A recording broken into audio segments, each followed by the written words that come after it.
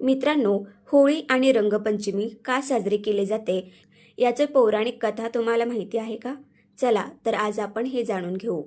होळी आणि रंगपंचमी या सणांचा वारसा केवळ धार्मिक नसून तो आध्यात्मिक, वैज्ञानिक आणि सामाजिक अशा विविध पैलूंनी नटलेला आहे. त्याबद्दलची अधिक माहिती आपण जाणून घेऊया.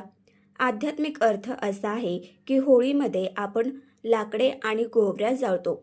हे केवळ बाहेरचे दहन नसून ते आपल्यातील काम, क्रोध, लोभ, मोह, मद आणि मत्सर या 6 शत्रूंना अर्पण करण्याचं प्रतीक आहे. ऋतू बदलाचा परिणाम. फाल्गुन महिना हा शिशिर ऋतूच्या समाप्तीचा आणि वसंत ऋतूच्या आगमनाचा काळ असतो. या काळात हवेत गारवा कमी होऊन उष्णता वाढू लागते.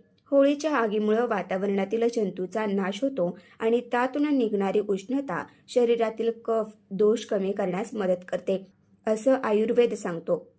शेताशी संबंधित भारताच्या अनेक भागात होळी हा सण नवान्न पौर्णिमा म्हणून ओळखला जातो. शेतात आलेले धान्य अग्नीला अर्पण करून त्याबद्दल कृतज्ञता व्यक्त केली जाते. रंगपंचमी रंगाचा आणि आनंदाचा उत्सव. रंगपंचमी ही प्रामुख्याने महाराष्ट्रात आणि मध्य भारतात मोठ्या प्रमाणात साजरी केली जाते. पंचमी याचा संबंध आपल्या शरीरातील 5 तत्वांशी लावला जातो.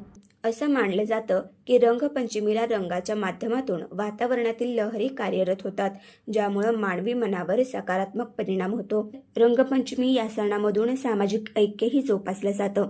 या दिवशी जात, धर्म, गरिबी, श्रीमंत हे सर्व भेद विसरून लोक एकमेकांना रंग लावतात. हे सामाजिक समरसतेचे सर्वात मोठं उदाहरण आहे.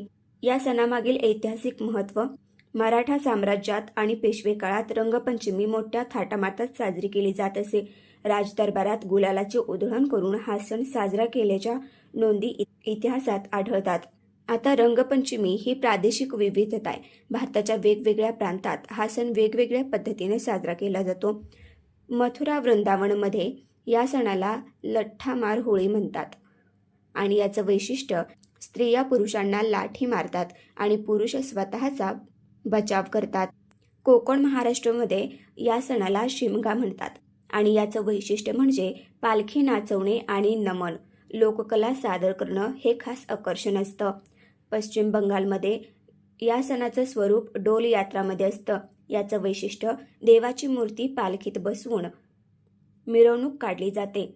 पंजाब या प्रदेशामध्ये सणाचं स्वरूप होला मोहल्ला आहे. यामध्ये शीख समुदाय आपलं शौर्य आणि लष्करी कौशल्य दाखवण्यासाठी हा सण साजरा करतो.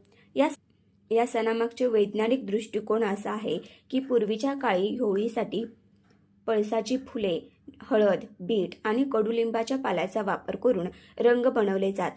पळसाची फुले या फुलांच्या पाण्याचा वापर केल्यानं त्वचेचे विकार दूर होतात आणि उन्हातील उष्णतेपासून शरीराचं रक्षण होतं. पण सध्याच्या काळात रासायनिक रंगाचा वापर केला जातो, ज्यामुळे डोळ्यांना आणि त्वचेला इजा होऊ शकते. त्यामुळे सुरक्षित सण साजरा करण्यासाठी नैसर्गिक रंगाचा वापर करणं केव्हाही चांगलं असतं. थोडक्यात काय, होळी आणि रंगपंचमी या सणांचा वारसा केवळ धार्मिक नसून तो आध्यात्मिक, वैज्ञानिक आणि सामाजिक अशा विविध पैलूंनी नटलेला आहे.